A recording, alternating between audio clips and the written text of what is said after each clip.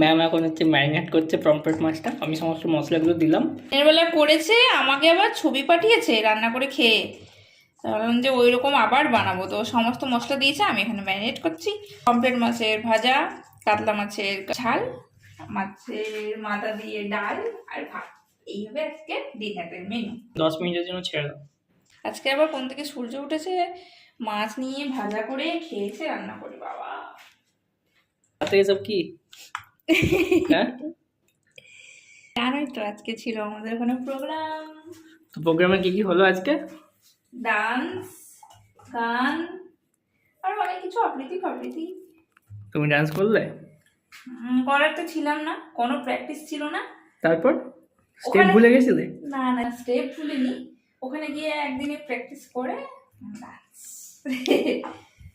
গান ছিল আমার, ডান্সও ছিল।